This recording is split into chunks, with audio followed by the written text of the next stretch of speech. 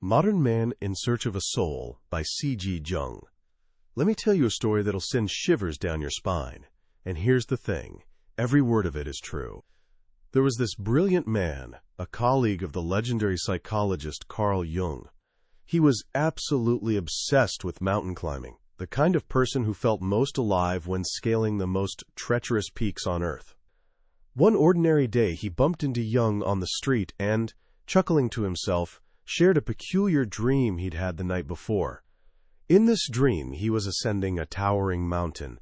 With each step higher, an overwhelming sense of euphoria washed over him. When he finally reached the summit, his joy was so intense, so absolutely transcendent, that he felt he could simply continue climbing, right off the edge, into thin air.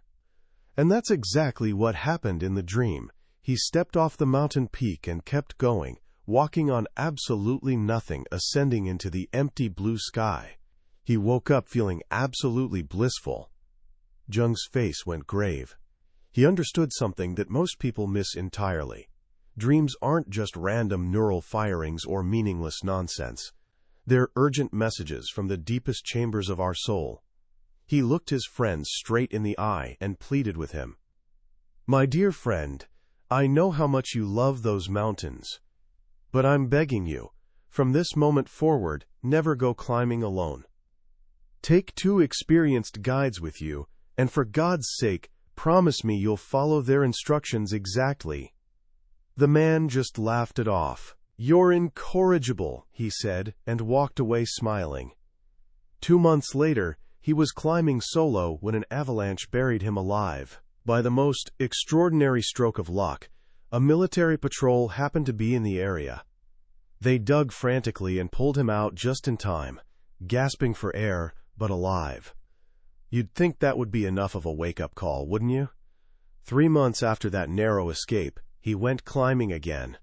This time he brought along a younger friend, but no professional guides. An experienced alpinist was watching from below through binoculars. He saw the man carefully descending a steep rock face. And then he witnessed something that should have been impossible. He saw him, quite literally, step out into empty air. Just like in the dream. He plummeted onto his friend below, and both men were smashed to pieces on the rocks thousands of feet down. What are we supposed to make of a story like this? It tells us something both profound and terrifying. There's a part of our mind, buried deep beneath our everyday awareness, that knows things our conscious self doesn't. A part that communicates in the mysterious language of symbols and dreams. And it warns us that ignoring that inner voice can lead to consequences that are devastatingly, tragically real. Today we're diving deep into the world of the man who understood this better than perhaps anyone who ever lived. Carl Gustav Jung. Our vessel for this journey will be his masterpiece, Modern Man in Search of a Soul. This isn't just another psychology book gathering dust on a shelf. It's an exploration of what might be the single most urgent question of our time. In a world where all the traditional answers seem to be crumbling, where religion feels hollow to many, where science has given us everything except meaning, and where success leaves so many feeling empty, where on earth do we find purpose for our lives? Jung, who was once Sigmund Freud's chosen heir before their famous and bitter split, devoted his entire existence to wrestling with this question. He worked with hundreds of patients, and here's what's fascinating. Many of them weren't sick in any conventional sense.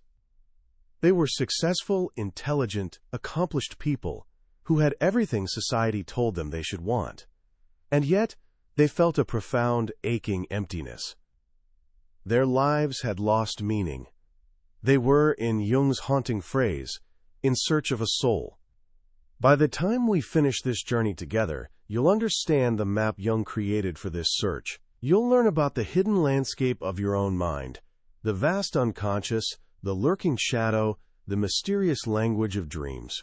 And you'll discover why Jung believed that the greatest adventure you can ever undertake isn't climbing Everest or sailing across oceans. It's the journey inward, to discover the meaning that's already waiting for you in the deepest parts of your own being. Have you ever felt it? That quiet, persistent feeling that something essential is missing. You're at a party, surrounded by friends, your favorite song is playing, people are laughing, and yet there's this sense of emptiness. A feeling of being disconnected, like you're watching your own life through a window.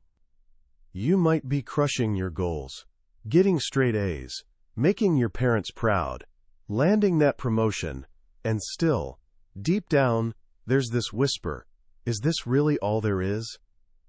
If you've ever felt that nagging sensation, then you've experienced the central crisis of our time. It's what Jung called the spiritual problem of modern man.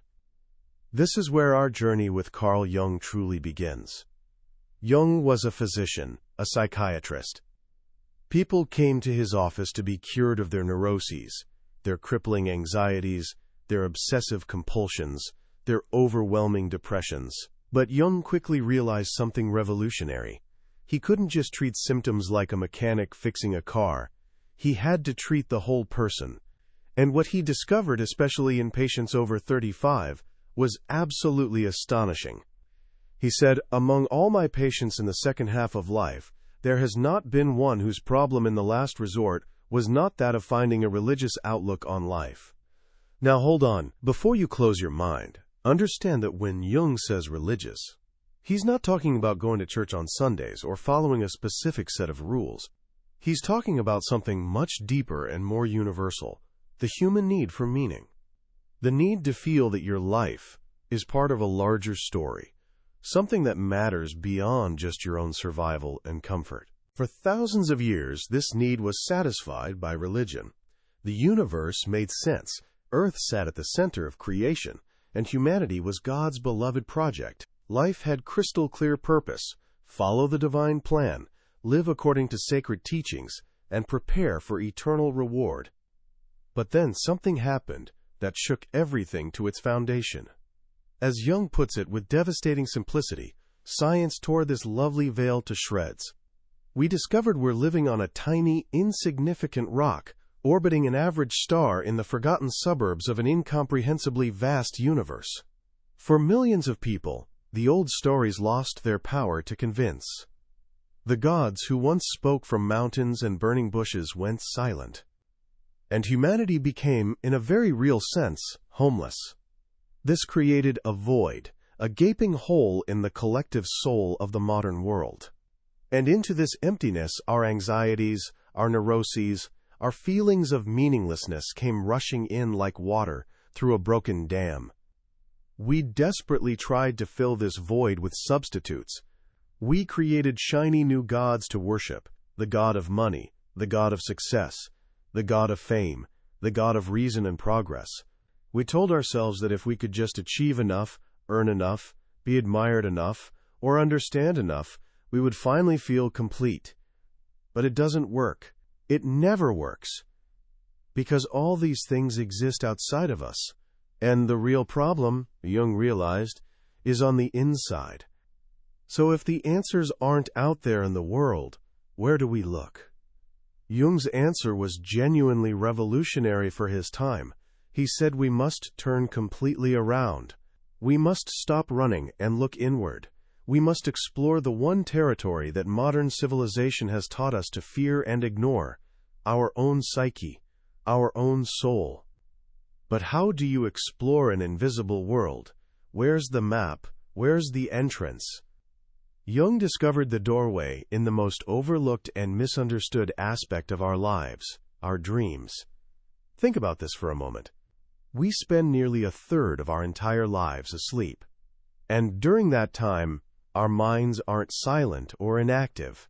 They're creating vivid stories, powerful images, and intense emotions. Most people dismiss them. Oh, it was just a dream, it didn't mean anything. But for Jung, a dream was never just a dream.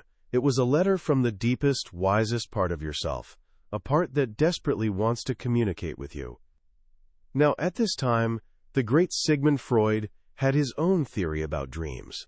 Freud believed dreams were essentially wish fulfillment, clever disguises for our repressed desires, mostly sexual ones, that we couldn't consciously admit to ourselves. To understand a dream, you had to decode it like a puzzle, peeling back layers of disguise to find the secret, often shameful wish hiding underneath. Jung studied under Freud. He was the star pupil, the man Freud affectionately called his, quote, crown prince.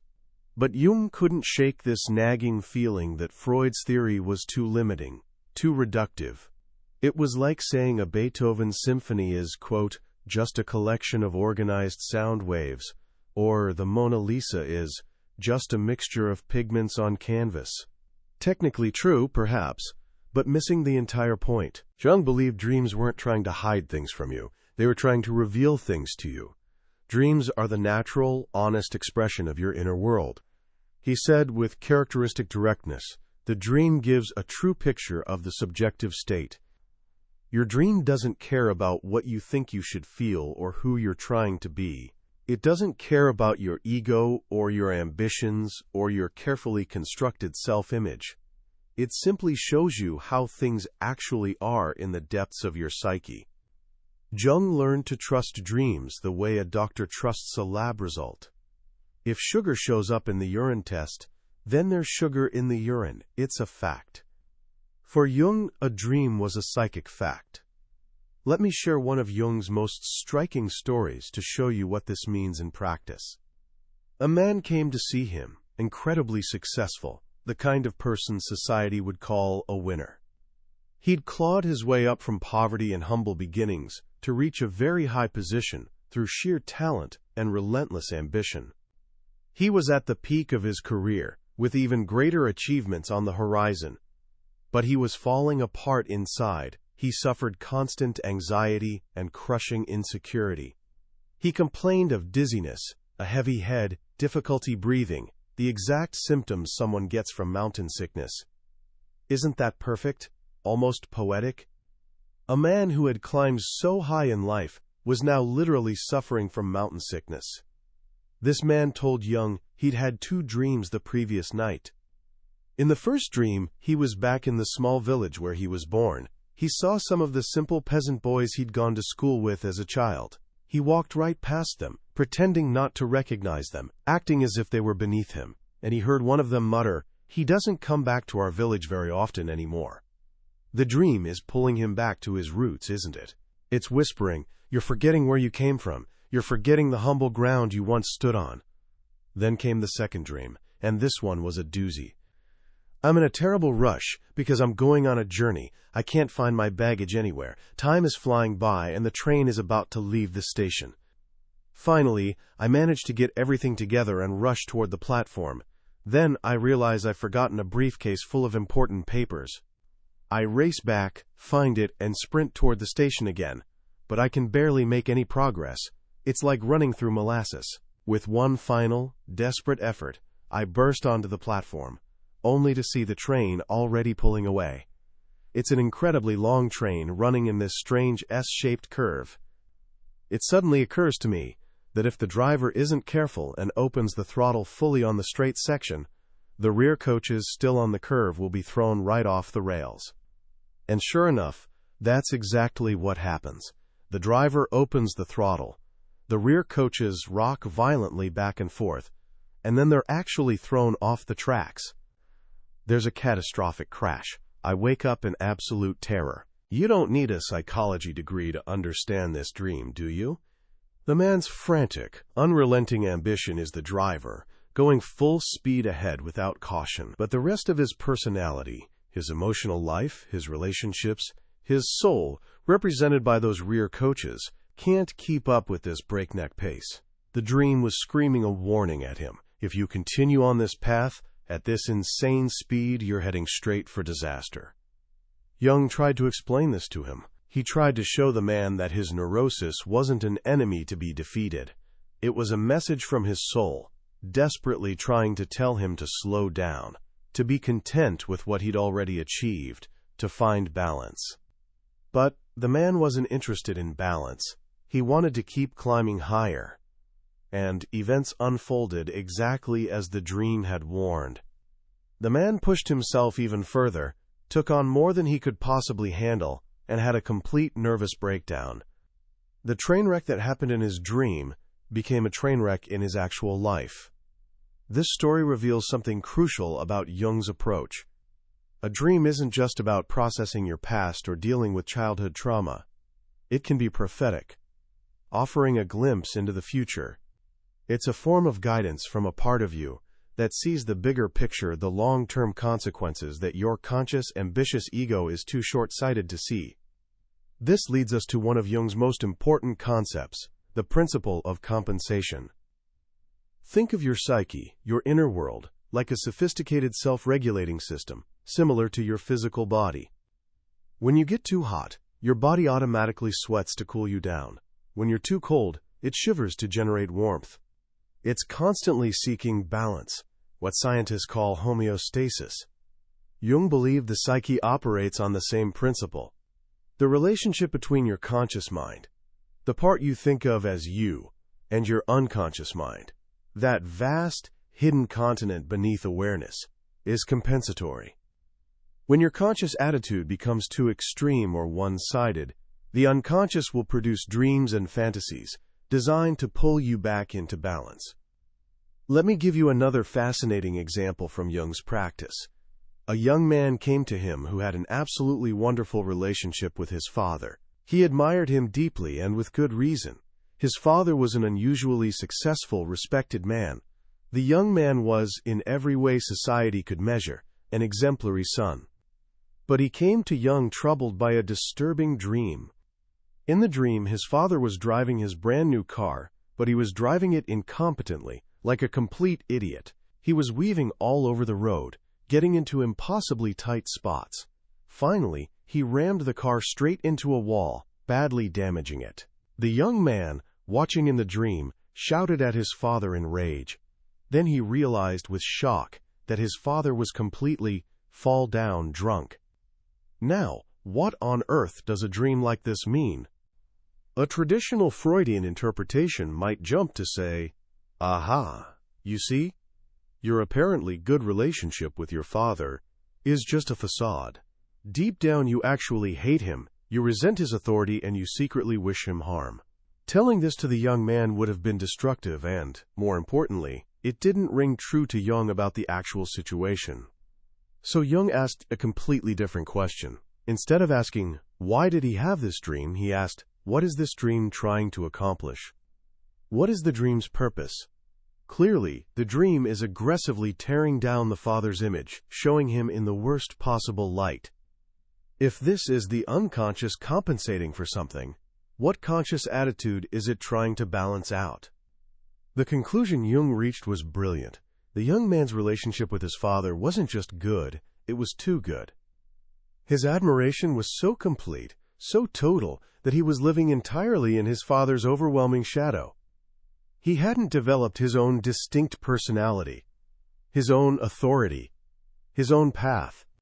He was in serious danger of never becoming his own man, because there was simply too much father dominating his inner world. So the unconscious produces this shocking, blasphemous image. It shows him a negative, drunken version of his father, not because this is who your father really is, but because this is what you desperately need to see right now to create some healthy distance. The dream forces the son to contrast himself with his father, and in that contrast, to begin discovering who he is as a separate person. When Jung shared this interpretation, something remarkable happened. It struck home immediately. The young man felt its truth instantly because it didn't destroy his genuine love for his father. It helped him understand the healthy and absolutely necessary process of becoming his own person. This is the genius of Jung's approach. It's not about reducing everything to simple, often negative formulas. It's about listening deeply to the psyche, trusting its inherent wisdom, and understanding its relentless quest for balance and wholeness. This quest for wholeness inevitably requires us to confront something most of us would rather pretend doesn't exist. Jung called it the shadow. The shadow is the, quote, person living inside us. It's everything we repress, everything we deny about ourselves, everything we absolutely don't want to be. It's our dark side, our greed, our anger, our vanity, our cowardice, our cruelty. Most people spend their entire lives running from their shadow. We project it onto others. seeing in them the qualities we can't stand in ourselves. The things we hate most intensely in other people are often the very things we unconsciously despise in ourselves. When we point one finger at someone else in judgment, Jung would remind us, 3 fingers are pointing back at ourselves. We fight our shadow, we deny its existence, we pretend we're better than we are. But this is a catastrophic mistake, because the shadow, for all its darkness, is actually a tremendous source of energy, vitality, and creativity. Jung said with characteristic boldness, "How can I be substantial if I fail to cast a shadow? I must have a dark side also if I am to be whole. Trying to be only good, only light, only perfect is like trying to live in a world with perpetual daylight and no night. It's unnatural and ultimately sterile and lifeless. Wholeness isn't about being perfect. It's about embracing all the parts of yourself, the light and the dark together." The process of confronting and integrating your shadow is one of the most difficult and most important tasks in the entire journey of self-discovery. As we explore this inner landscape, Jung realized that people tend to have a fundamental orientation, a default way of relating to the world. He observed that this basic attitude splits humanity into 2 broad categories you've definitely heard of: introverts and extroverts. This might sound simplistic, but Jung's understanding of it was incredibly sophisticated. The extrovert's natural energy flows outward, toward the object, toward people, things, activities in the external world. They feel most alive when they're interacting with that world. Social gatherings energize them. Their focus naturally settles on what's happening outside of them. The introvert's energy, by contrast, naturally flows inward, toward the subject, toward their own thoughts, feelings, reflections, and inner experiences. They find their energy replenished in solitude, in reflection, in quiet contemplation. The outer world can be genuinely draining for them, and their primary reality is the rich one that exists inside their own minds. It's absolutely crucial to understand that one isn't better than the other. They're simply 2 different, equally valid ways of being human in the world. A society that only values extroversion, as ours often does today, forces introverts to wear an exhausting mask and pretend to be someone they're not, which is a recipe for burnout and deep unhappiness. But Jung went even further with his insight. He realized that, within these 2 broad orientational types, people have different ways of perceiving and judging reality. He identified 4 primary psychological functions. 2 are for perceiving, for taking in information about the world. Sensation tells you that something exists. It's your 5 senses working together, grounded in the concrete reality of here and now, what's actually present. Intuition tells you where something came from and where it might be going. It's that sudden flash of insight, that mysterious hunch, that perception of hidden possibilities that seems to come out of nowhere. And 2 are for judging, for making decisions about that information. Thinking tells you what something is. It's the function of logic, analysis, and objective truth, organizing information into systems. Feeling tells you what something is worth to you. And here's where people get confused. Feeling isn't about emotions like happiness or sadness.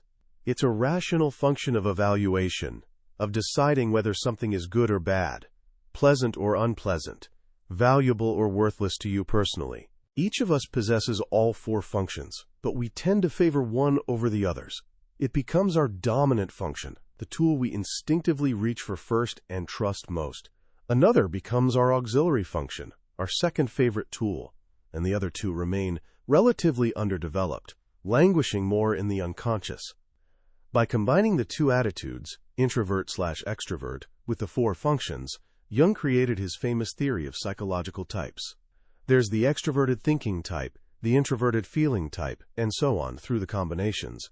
Understanding your type isn't about limiting yourself or putting yourself in a restrictive box. It's about understanding your natural strengths, your psychological operating system, and also recognizing your weaknesses, the underdeveloped parts of yourself you need to cultivate to become more balanced and whole. This lifelong process of development, of becoming more balanced and whole, isn't static throughout our lives. One of Jung's most profound and beautiful contributions is his concept of the stages of life. He compares a human life to the journey of the sun across the sky from dawn to dusk. The first phase, the early morning, is childhood. In this stage, we aren't yet our own person. We're completely enclosed in the psychic atmosphere of our parents. We might be a problem for others to deal with, but we don't yet have real problems of our own. The second phase, the full morning of life, begins after puberty and extends to middle age, somewhere around 35 to 40 years old. This is the time for turning outward toward the world. The great task of life's morning is building a strong ego, finding your profession, creating a family, making your mark on the world. It's a period of expansion, of conquest, of claiming your piece of the world. All your energy is, and absolutely should be, directed outward. But then, somewhere around noon, something shifts. The sun reaches its highest point and begins its descent. This is the afternoon of life. And this transition, Jung observed, is critical and often dangerous. He writes with stark clarity, "We cannot live the afternoon of life according to the program of life's morning. For what was great in the morning will be little at evening, and what in the morning was true will at evening have become a lie. The goals that drove you in the morning, ambition, achievement, expansion, conquest, are no longer enough to sustain you. To continue clinging desperately to them is to become what Jung calls a touching old gentleman, stuck in the past, boring everyone around you, stereotyped and irrelevant. The person who cannot let go of their youth becomes neurotic, always looking backward with longing, shrinking in horror from the thought of aging and death. The great task of the afternoon of life is the complete opposite of the morning. It's a time for turning inward. It's a time for deep self-reflection, for discovering the unique meaning of your individual life. It's a time for developing culture and wisdom, for preparing yourself philosophically and spiritually for the final mystery of death." He asks provocatively, are there perhaps colleges for 40-year-olds which prepare them for their coming life and its demands? The answer, of course, is no. We're thrown into the second half of life completely unprepared, with the false and dangerous assumption that the ideals and truths that served us brilliantly in the morning will continue to serve us now. They won't. This is precisely why so many people experience what we call a midlife crisis. It's not just vanity or fear of aging, it's a genuine crisis of meaning. The soul is urgently demanding a complete change of direction, and the conscious ego is stubbornly resisting because it doesn't understand what's happening. Jung believed passionately that our traditional religions once served as the great schools for the afternoon of life. They taught people how to age with dignity, how to face death without terror, and how to connect with a sense of the eternal. But for modern man, these ancient schools have largely lost their authority and power to convince. And so, we're left to find the way largely on our own. This inner journey is what Jung called the process of individuation. It's the process of becoming an individual, that is, an undivided, integrated whole person. This journey, whether undertaken with a skilled therapist or courageously pursued on one's own, often follows 4 broad stages. Jung outlined these based on the natural evolution of psychotherapy. The first stage is confession. This is the simplest, most fundamental step. It's the powerful act of bringing our secrets, our shame, our hidden shadow into the light of day. Jung observed that maintaining secrets acts like a slow-acting psychic poison, gradually alienating us from our community and from ourselves. The simple but difficult act of confessing, of telling another human being our darkest truths, creates a profound catharsis, a cleansing. It bridges the terrible abyss that separates us from others and makes us fully human again. But confession alone is often not nearly enough. Many patients, after confessing everything, would find themselves stuck in a kind of childish dependence on the doctor, unable to move forward. This led naturally to the second stage, explanation. This is the stage of understanding why things are the way they are. This is the world of Freud and his contemporary rival, Alfred Adler. Freud sought to explain our psychological problems by tracing them back to repressed sexuality, and formative childhood experiences. Adler sought to explain them in terms of a will to power, a compensatory striving to overcome fundamental feelings of inferiority. Both approaches are genuinely powerful tools for understanding. They help us see the hidden origins of our patterns, our conflicts, our recurring problems. They bring illuminating insight. But even insight, Jung discovered, is often not enough to produce real change. Even after a patient understood absolutely everything about their past and their neurosis, they were frequently still stuck in the same patterns. They had become, in his words, an intelligent but still incapable child. This happens because a neurosis creates deep behavioral habits, and you simply can't eliminate a habit just by understanding its origins. You have to actively replace it with a healthier one. This realization leads to the third stage, education. This is Adler's great practical contribution. It's not enough to understand your problems intellectually. You must be educated as a functioning social being. The patient must be actively encouraged into new paths, trained in healthier habits, and guided step by step toward normal adaptation to life. This is the practical, hands-on work of actually building a better, more functional life. For many people, reaching this point is absolutely enough. To become a normal, well-adapted, functioning member of society is a wonderful achievement that shouldn't be minimized. But Jung worked with a particular kind of person for whom this goal was not remotely sufficient. He worked with people who were already successful, already well adapted by any social measure. For them, being merely normal felt like a prison, what he called a bed of procrustes, a place of unbearable boredom, infernal sterility, and suffocating hopelessness. Their problem wasn't that they couldn't fit into society. Their problem was that they fit too well, and it was killing their soul. Their deepest need was to live what you might call an abnormal life, in the very best sense of that word. To discover and courageously live out their unique, individual destiny that nobody else could live for them. This profound need led Jung to identify the fourth and highest stage, transformation. This stage involves a fundamental shift in the entire therapeutic process.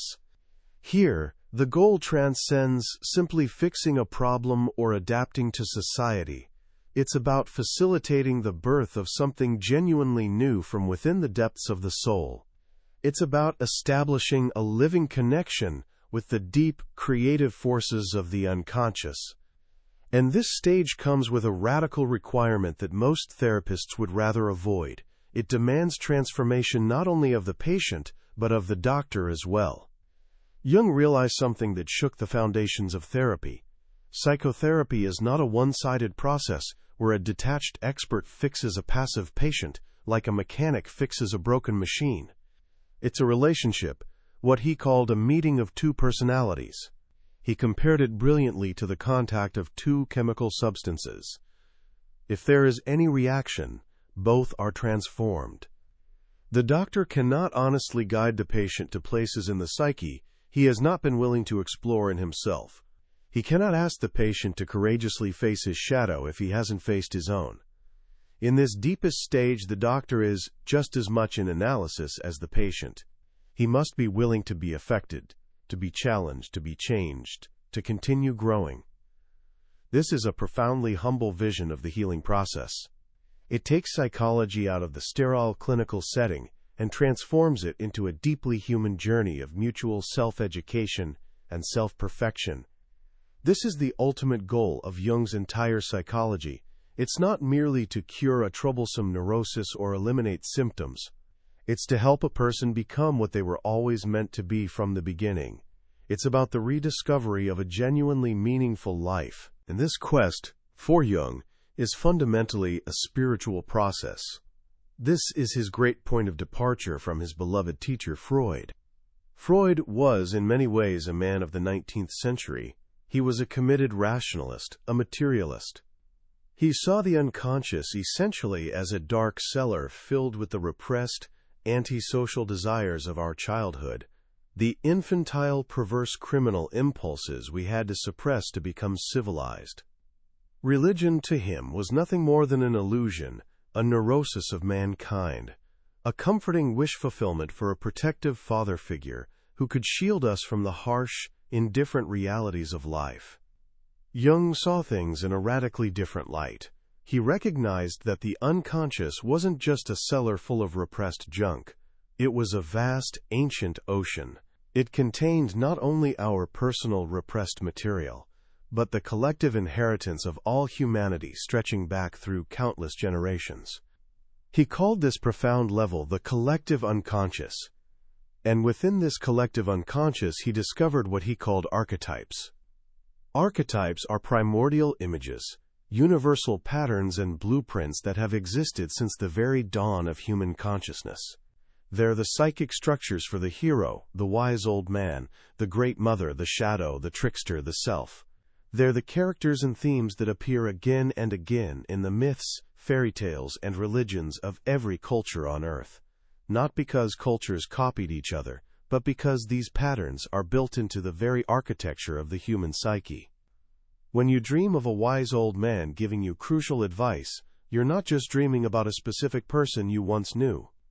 You're tapping into the ancient archetype of the wise old man, a deep well of collective human wisdom that's far older than your individual life. For Jung, the direct experience of these archetypes, the encounter with this deeper layer of the psyche, is the true source of all genuine spiritual and religious experience throughout history. He saw with painful clarity that the spiritual crisis of modern man comes from the fact that our conscious, rational, scientific world has become catastrophically disconnected from this deep archetypal world. We live in a world that is, in Jung's precise term, disenchanted. We've rationalized and explained away everything, and in doing so, we've severed ourselves from the very roots of our own being, from the primal source of life and meaning. The intense longing for meaning, the desperate search for a soul, is actually the unconscious trying to reconnect us with this deeper reality. It's the psyche's inherent attempt to heal itself, to restore wholeness after centuries of fragmentation. Jung's entire life's work was devoted to serving as a guide for this healing process. He taught that by paying careful attention to our dreams and fantasies, by engaging seriously with the symbols that rise unbidden from our unconscious, we can begin to build a bridge back to this world of archetypes. We can begin to live what he called a symbolic life, where even the smallest, most ordinary things carry deeper meaning and connect us to something larger than ourselves. This is the path of individuation. Make no mistake, it's a difficult path. It requires genuine courage. It requires us to face our shadow honestly, without flinching. It requires us to let go of the comfortable certainties of our conscious ego and learn to trust in a wisdom that's far greater and older than our own. But it's a path that leads to profound transformation. The goal isn't to become a god or achieve some impossible perfection, but simply to become a complete human being. The center of the personality gradually shifts from the small, fragile, defensive ego to a new, much larger center, which Jung called the self. The self is the archetype of wholeness itself, the living union of the conscious and the unconscious, the divine spark that exists within every human being. In the end, Jung's message is one of profound and hard-won hope. He tells us that the meaning we desperately seek is not lost forever. It's not something we have to artificially construct or invent from scratch. It's already there, patiently waiting for us, in the undiscovered country of our own souls. The modern man who has lost his way in this disenchanted world can find it again, not by looking desperately to the heavens or to external authorities, but by looking courageously within. The journey is long, and it leads through genuine darkness and difficulty, but it's the journey that gives our lives their ultimate meaning. It's the search for the soul, which is, in the end, the search for our truest selves.